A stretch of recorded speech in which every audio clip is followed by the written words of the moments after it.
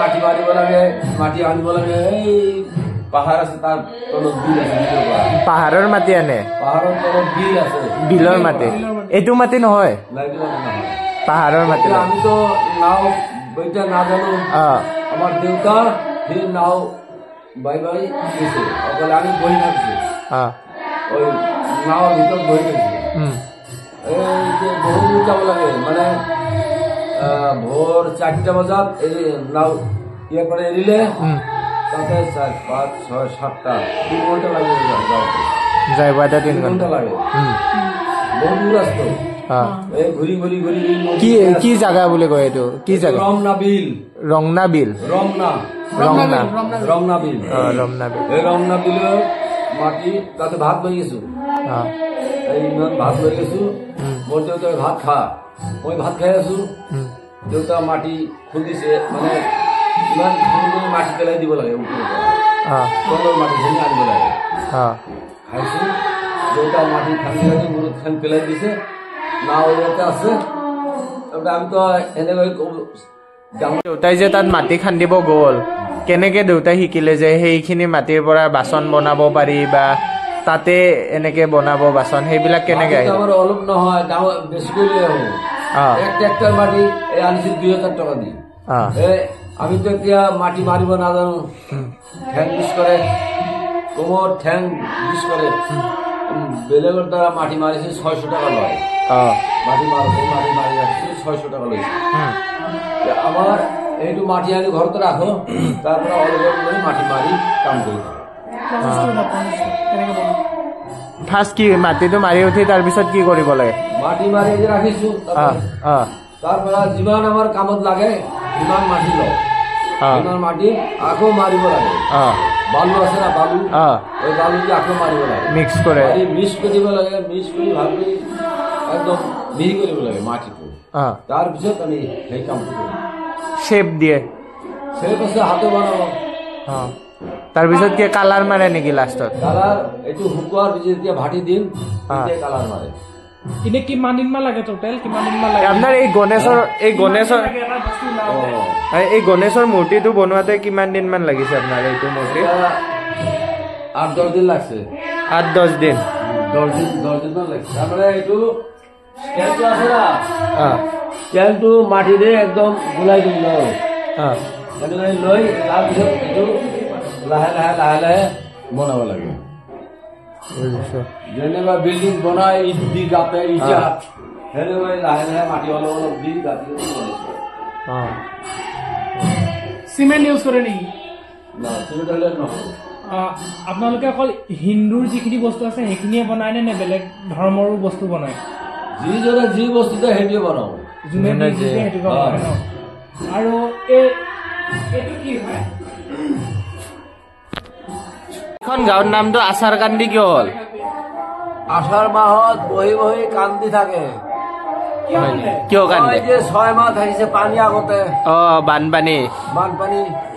আচাৰ মাছত বানপানী হয়, সেইকাৰণে চবে কান্দে, তেনেকে নামটো আচাৰ কান্দি হ'ল।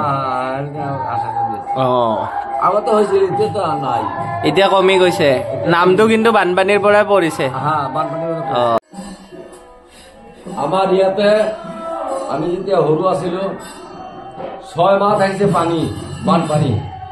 এই ইমান পানী, ইমান ওপৰা আছিল, একদম চাপৰ আছিল।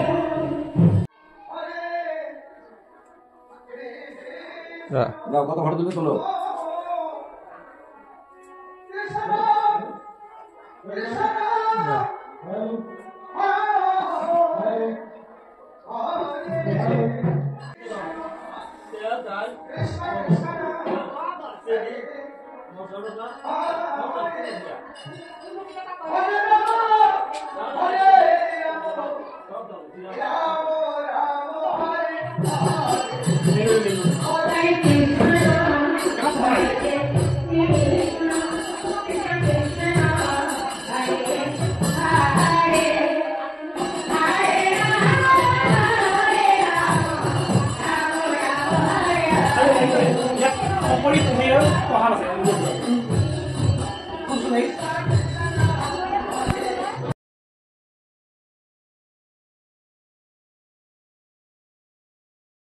এই মাটিৰ কাম কৰে এইবিলাক হ'ল শিল্পী শিল্পীৰ কোনো হিন্দু মুছলিম নাই সবেই কৰিব পাৰে সবেই কৰিব পাৰে মুছলিম গুজরাটি এজনী মুছলিম মহিলা আছিল বৃদ্ধা বহুত বয়স তেখেতো ন্যাশনাল ওয়ার্ড আমার হাজব্যান্ড তেখেতো ন্যাশনাল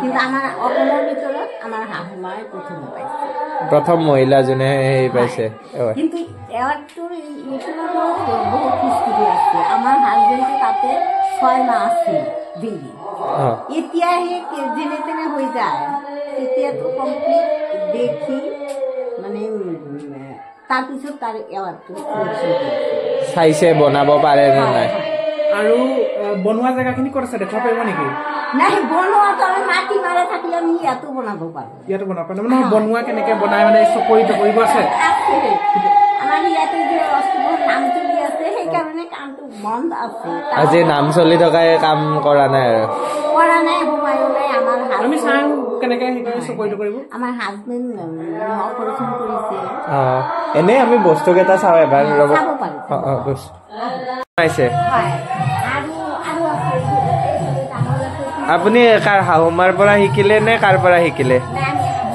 শাহুমাৰ পৰা শিকিছে আৰু আপুনি কাৰোবাক শিকাইছে নে নাই আমাৰ বোৱাৰী শিকিছে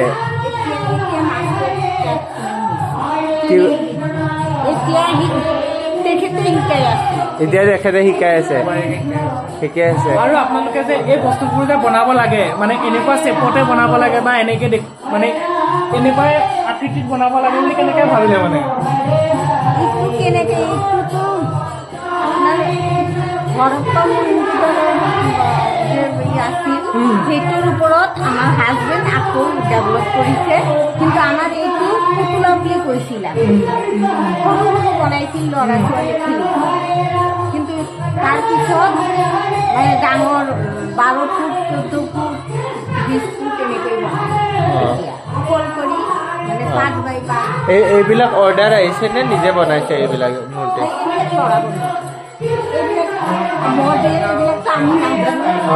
অটল বিহাৰী বাজপেয়ী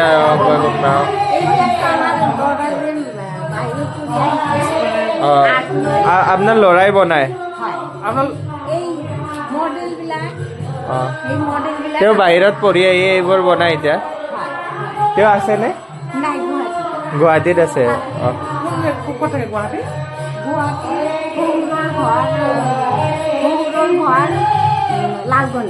লাল গণেশৰ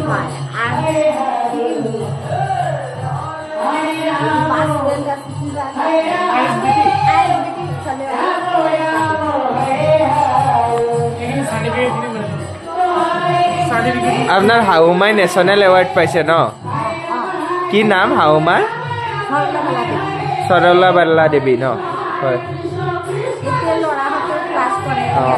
ভাল লাগিলে আপুনিও কণ্টিনিউ কৰি গৈ আছে এই আৰ্ট এণ্ড কালচাৰখিনি গাঁৱত মানে মহিলা মানুহখিনিও জড়িত হৈ আছে ইয়াৰ লগত মহিলা মানুহ বেছি জড়িত হৈ আছে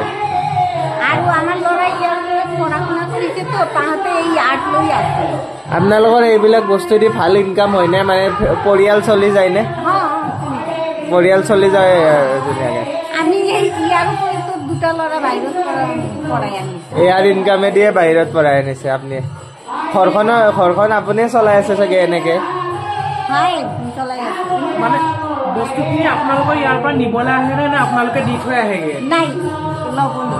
ল'বলৈ আহে মানে ওচৰত বজাৰত বিক্ৰী কৰে নে বস্তুখিনি বেলেগলৈ বেলেগ বেলেগ দেশত যায় ন আমাৰ অসমৰ ভিতৰতো খেল হয় আকৌ ভাৰতৰ বাহিৰতো যায় মানুহ আহে বাহিৰৰ মানুহ আহে আৰু যে জিআই টেগটো পালে কিহৰ কাৰণে পাইছে আপোনালোকে কামৰ ওপৰতে পাইছে ন মানে আমিতো অকলে নহয় আমাৰ গাঁৱতো এইটোৰ কাৰণে বিখ্যাত সেইকাৰণে আমাৰ জিআই টেগ দিছে এইটো আমি খুব মানে খুচি হৈছো আৰু এইবাৰে পাইছো আৰু ইয়াৰ এই বস্তুবোৰ লগত ৰজা মহাৰাজা কিবা কাহিনী আছে নেকি আছে কাহিনী আছে ক'ব পাৰিব নেকি কেনেকুৱা কি কাহিনী মানে ল'ৰাহঁতে ভাল হয় এই যে এইজন যে আছে নীলিমা বৰুৱা কোন এই ফটোত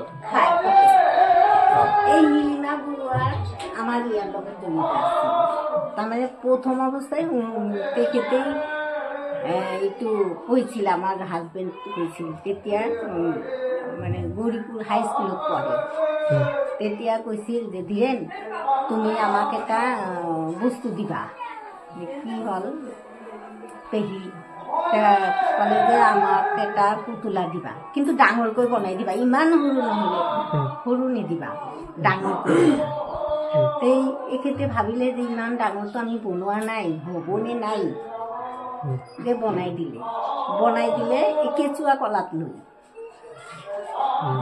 এই পুতলাটো এই পুতলা কেঁচুৱা কলাত লৈ গ'ল এখেতে আকৌ কি হ'ল বিশ্বভাৰতী ষ্টাডি কৰিছিল ক্লেৰ ওপৰত মাটিৰ ওপৰত ঠিক আছে পেহী তেনেহ'লে আপোনাৰ হৈছে নেকি বস্তুটো নাই নাই নাই ঠিক আছে হৈছে আমি ইয়াৰ ওপৰত ষ্টাডি কৰিছোঁ কিন্তু কি হ'ল আমাৰ যে ৰজা আছে তেখেতৰ ভাইটি আছিল প্ৰমেতোষ বৰুৱা এই আমাৰ গৌৰীপুৰৰ ৰজা তেখেতে কথা ছবি আৱিষ্কাৰ কৰিছে কিন্তু এই টিভিত তেখেতে আৱিষ্কাৰ কৰা এতিয়াও গৌৰীপুৰত ৰজা আছে নেকি ৰজা নাই কিন্তু তাৰ নামটো আছে ৰজাৰ বংশৰ মানুহ কেনে আছে আছে আছে তাত ৰজা তেখেতৰ ভাইটি আছিল আৰ এই যে প্ৰতিমা পাণ্ডে বৰুৱা পেহী এখেতে হয় নেকি প্ৰতিমা পাণ্ডে বৰুৱাৰ পেহী হয় এখেতৰ নাম কি ক'লে ইয়াৰ নাম নীলিমা বৰুৱা তাৰপিছত কি হ'ল তেখেতে ক'লে ধীৰেন তেনেহ'লে আমি ইয়াৰ এটা নাম পঢ়া তোমালোকে কি বুলি মাতা ইয়াৰ আমিতো পুতলা বুলি কওঁ এই বনাই থাকে এইবিলাক ল'ৰা ছোৱালী খেলে এইবিলাক পুতলা বুলি কয় নহয় আমি এটা নাম পঢ়াই দিম এইটো কৰি মাতি কওক পেহী তেনেহ'লে ক'লে যে আমাৰ গৌৰীপুৰৰ ৰজা হাতী ধৰাত নাম আছিল ভাল আছিল তাই হাতীৰ ওপৰত আমি নামটো পঢ়াম প্লাছ তোমাৰ নামো থাকিব আমাৰ নামো থাকিব এইবিলাকৰ নাম কি হ'ল হাতীমা পুতলা হয় তেনেকে হাতীমা পুতলা নাম দিলে হয় হাতীমা পুতলা হয় আৰু এই হাতীমা পুতলাটো গোটেই বিশ্বতে বিখ্যাত এতিয়া আমি সব বছৰতে হাতীমা চাব পাৰো নেকি যে চাব পাৰিছো আৰু নেশ্যনেল এৱাৰ্ড এইটোৰ কাৰণে পাইছে ন এইটোৰ ওপৰত পাইছে হয় হয় আছে বহুত হিষ্টৰী আছে কিন্তু আমি পাহৰি যাৱাত